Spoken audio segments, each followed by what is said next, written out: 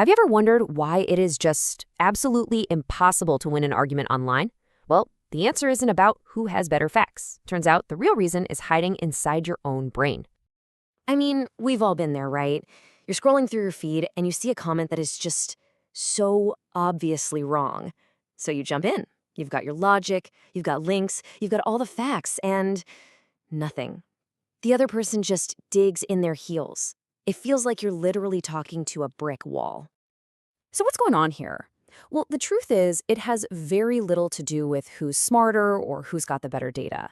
The real culprit is this powerful, kind of invisible force that's hardwired into how every single one of us thinks. So let's just quickly break down the scenario, one we're all way too familiar with, the unwinnable argument. Just think about it for a second. Two perfectly intelligent people can look at the exact same news report, the same scientific study, the same chart, and walk away with completely opposite conclusions. It's wild. And it's not because one of them is lying. It's because their brains are literally processing that information in fundamentally different ways. Okay, so what is this invisible force that's shaping our reality? You can think of it like a mental filter that your brain is using all day, every day, without you even realizing it. And here's the official name for it: confirmation bias.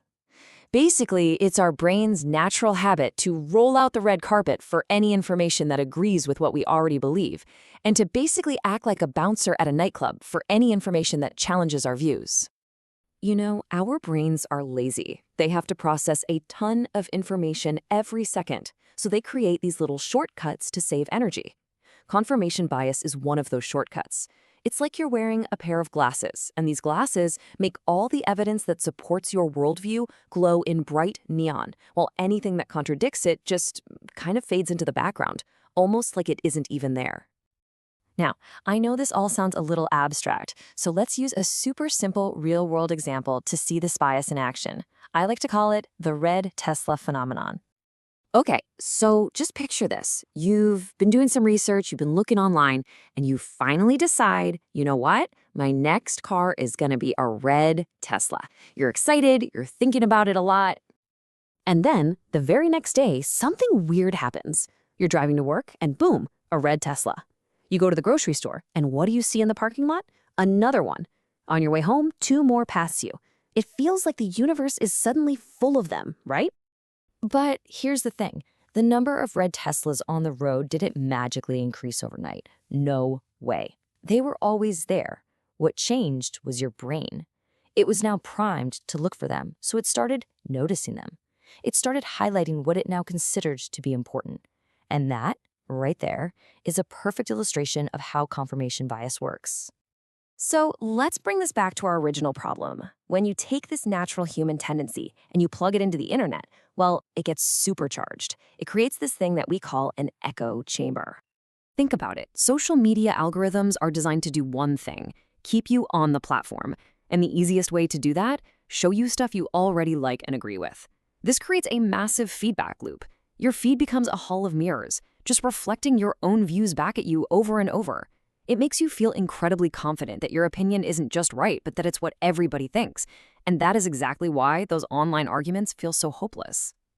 Okay, so this might all sound a little depressing, but don't worry, there is a way to fight back. There's an antidote. And it all comes down to a simple idea. Stop thinking like a lawyer trying to win a case, and start thinking like a scientist trying to find the truth. This chart really says it all. Our brain's default setting is to ask, how can I prove I'm right? What information can I find that supports my position? But the scientific method completely flips that on its head. It asks a much harder, much more powerful question.